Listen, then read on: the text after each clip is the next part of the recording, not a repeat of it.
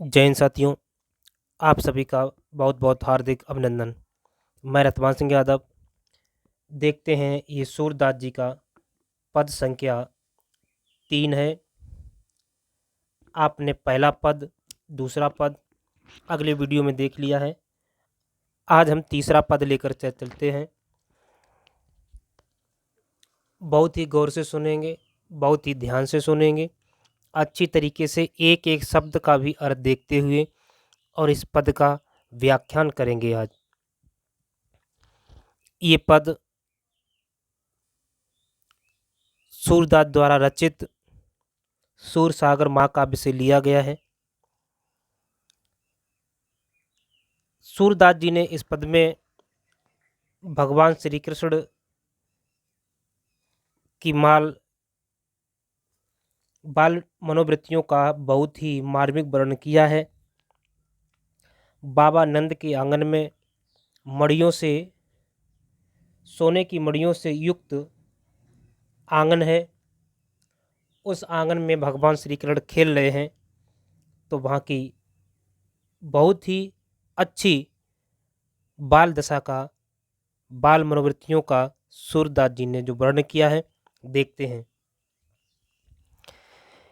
किलकत कान घुटरुवन आवत, किलकत कान घुटरुवन आवत, मन में कनक नंद कै आंगन, बिंब पकड़वई धावत।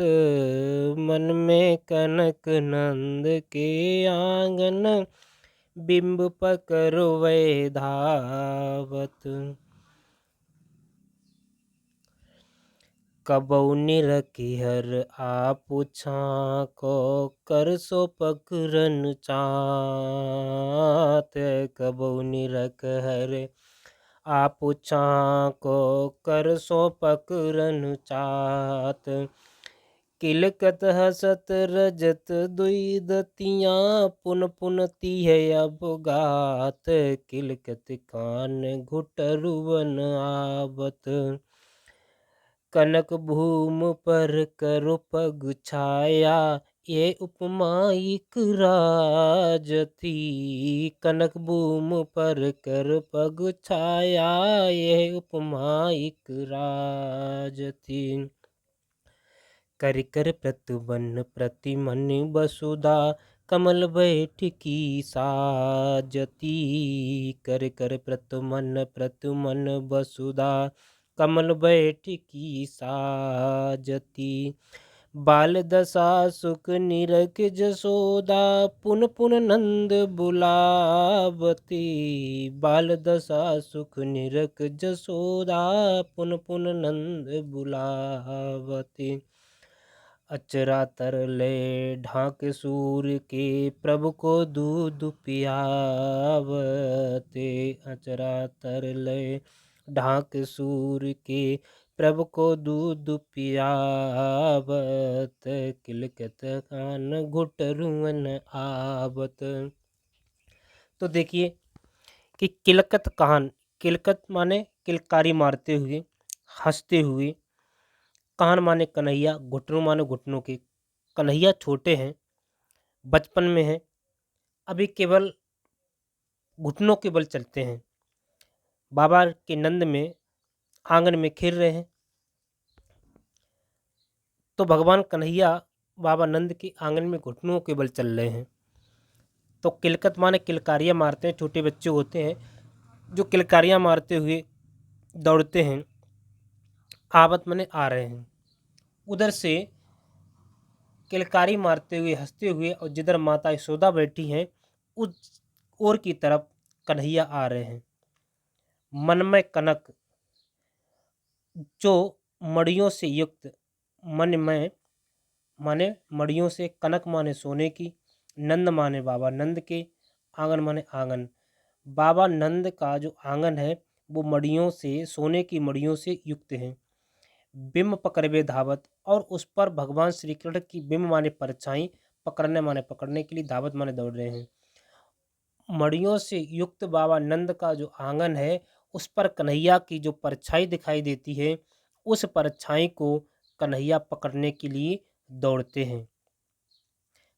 कब हूँ यानी कभी कभी, निरख माने देख करके, हरि माने कन्हैया, आप माने अपनी, छा माने छाह को, कभी कभी निरख माने अर्थात देख करके, निहार करके भगवान श्री कृष्ण अपनी छाह को, कर माने हाथ सो, अपने हाथ सो पकड़न चाहत और अपने हाथ से पकड़ना चाहते हैं।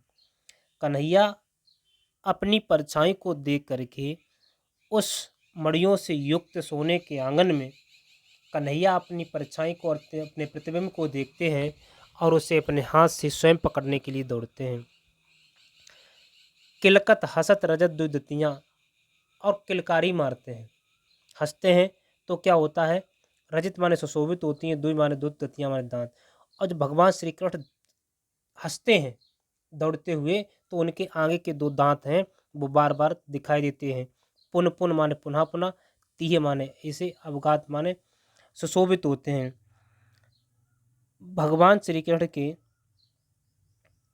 जो दांत हैं आगे के, वो छोटे छोटे दांत जब भगवान कन्हैया हंसते हैं तो पुनः पुनः वो दिखाई देते हैं।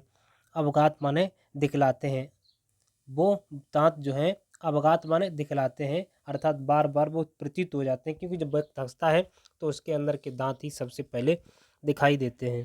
तो भगवान कन्हैया के दो ही दांत जमे हुए हैं अभी, तो आगे के जो दांत हैं वो बार बार शोभामान हो रहे हैं, अर्थात प्रतीत हो रहे हैं, दिखाई दे रहे हैं। कनक भूमि पर, उस सोने की भूमि पर,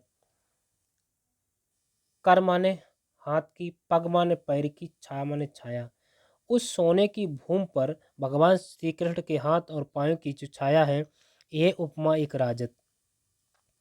ऐसा लगता है भगवान कन्हैया के उस जो सोने के सुशोभित आंगन में श्री कृष्ण के हाथ पैरों की छाया उस पृथ्वी रूपी सोने की फरस पर ऐसी प्रतीत होती है मानो प्रत्येक मण में उपमा यह एक प्रतीत होती है, दिखाई देती है, रजत माने सुशोभित हो रही है।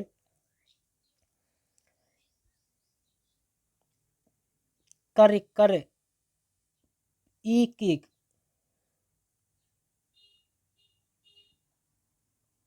हर एक कर, भगवान कन्हैया के जो हाथ हैं वो हर प्रत्येक कर कर प्रतिपद, उनके एक एक पद और पैर हाथ के प्रतिमान वसुधा। ऐसा लगता है कि भगवान कन्हैया के वो हाथ और रूपी सुशोभित फरस ने, पृथ्वी ने उनके बैठने के लिए कमल बैठ की साजत, भगवान कन्हैया के बैठने के लिए पृथ्वी ने कमल का आसन सजा दिया हो। इस प्रकार की उनके हाथ और पैरों की जो शोभामान है वो प्रतीत हो रही है। बाल दशा सुख निरख जसोदा, बाल माने बालक की, दशा माने स्त्री को देख करके, सुख माने प्रसन्न होती हैं, निरख माने देख करके, जसोदा माने जसोदा, जसोदा मैया कन्हैया की जो बाल दशा है, बाल लीला है, बाल क्रीड़ा है, उन्हें देख करके अब पुन पुनः नंद बुलात, पुन पुन माने बार बार, नंद माने नंद को, बाबा नंद को, बुलात माने बुलाती हैं। कन्हैया की जो हंसते हैं, किलकारी मारते हैं, अपनी छाँव को पकड़ना चाहते हैं और उस आंगन में जो शोभा है उस शोभा को प्रतीत करके कन्हैया की तरफ देख करके माता यशोदा बाबा नंद को बार बार बुलाती हैं, इधर आती हैं। जिस प्रकार से अगर कोई बच्चा खेलता है, छोटा बच्चा होता है, घुटनों के बल दौड़ता है, रुक जाता है, हंसता है और फिर चलने लगता है, फिर दौड़ने लगता है, और उसे जो देख करके जो खुशी होती है, जो अनुभूति होती है, तो उसके माँ बाप को हर कोई एकदम बुलाता है कि देखिए बच्चा किस प्रकार से हंस रहा है। वही माता यशोदा करती हैं, बाबा नंद को पुनः बार बार बुलाती हैं। अचरा तरले ढार सूर्य के प्रभु को दूध प्यावत, इसके पश्चात माता यशोदा कन्हैया को, अचरा माने साड़ी का छोर होता है किनारा, तर माने तले, ले ढाक ढाक लेती हैं, अर्थात जो माताएं बहनें होती हैं बच्चों को दूध पिलाती हैं, गोद में लिटा लेती हैं और अपने ऊपर से जो साड़ी का छोर होता है वो डाल देती हैं, उसी को आंचल आंचल बोलते हैं देहाती भाषा में। सूर्य के प्रभु को दूध प्यावत, और सूरदास जी कहते हैं कि वो कन्हैया को माता यशोदा दूध पिलाने लगती हैं। ये इस प्रकार से इसकी व्याख्यान थी। अगर इसमें आपसे भाषा पूछी जाए तो सब में आपको भाषा ब्रज ही लिखनी है। क्या लिखना है? इसमें ब्रज भाषा है। अगर आपसे इसमें शैली पूछी जाए अगर शैली की बात आ जाए तो शैली मुक्तक है, शैली मुक्तक है। और इसमें अगर बात आ जाए गुण की, इसमें गुण कौन सा है? अगर गुण की बात आ जाए तो गुण प्रसाद और माधुर्य है।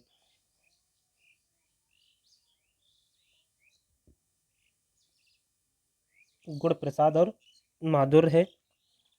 अगर रस पूछा जाए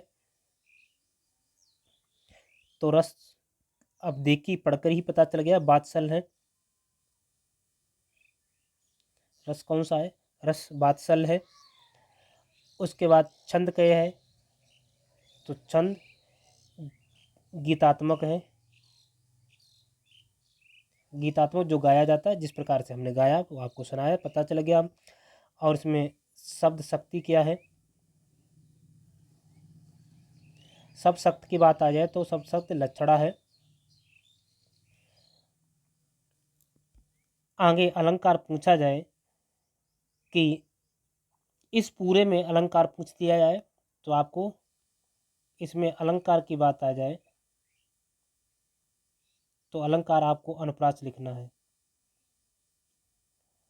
अनुप्रास, क्योंकि जहाँ पर वर्णों की आवृत्ति बार बार होती है वहाँ पर अनुप्रास अलंकार होता है। ठीक है, जिस प्रकार से अब कहाँ कहाँ पर तुम्हें दिखाएं।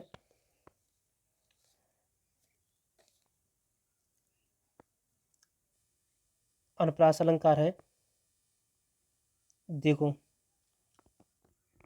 किस किस लाइन में अनुप्रास अलंकार है वो बता दें। देखो पहली लाइन में यहाँ किलकत कहान, तो यहाँ पर का वर्ण की आवृत्ति, यहाँ का वर्ण की। तो पहली लाइन में अगर पूछा जाए तो पहली लाइन में अनुप्रास अलंकार। ठीक है, पहली में अनुप्रास। ठीक है, उसके बाद यहाँ पूछ लिया जाए कि पुनपुन में, पुनपुन में कौन सा अलंकार है? तो पुनरुक्त प्रकाश अलंकार है इसमें।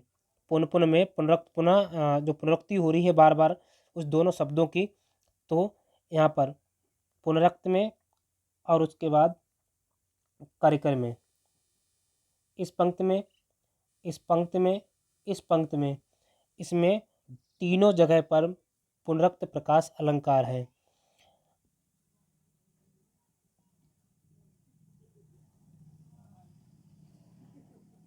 ठीक है,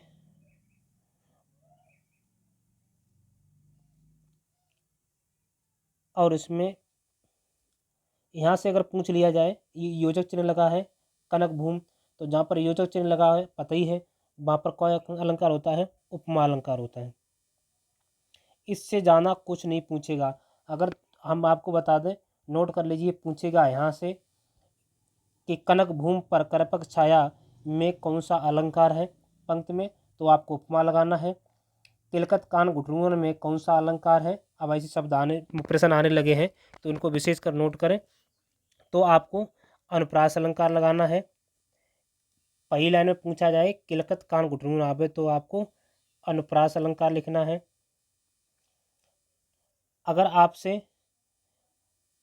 इसमें पूछ लिया जाए पुन तिह अवगात में, पुन नंद बुलात, इसमें कर कर प्रतिमन वसुधा में, इसमें तो इसमें पुनरक्त प्रकाश अलंकार है। ठीक है, पुनरक्त प्रकाश अलंकार है। उसके बाद कनक भूम पर अगर आ जाए तो यहाँ पर उपमा है। बस इससे से ज़्यादा उप अलंकार से इसमें कोई ज़्यादा शब्द नहीं पूछेगा। सब चीज़ हो गई है। भाषा तो असम में ब्रज ही है, शैली भी मुक्तक है, गुण प्रसाद और माधुर है, रस बात्सल्य है, छंद ज्ञात्मक है और शब्द शक्ति लक्षणा है। अलंकार ही पता हो गए, इससे ज़्यादा कुछ नहीं पूछा जाएगा। इसी के साथ जय हिंद, जय भारत। मिलते हैं नेक्स्ट वीडियो में।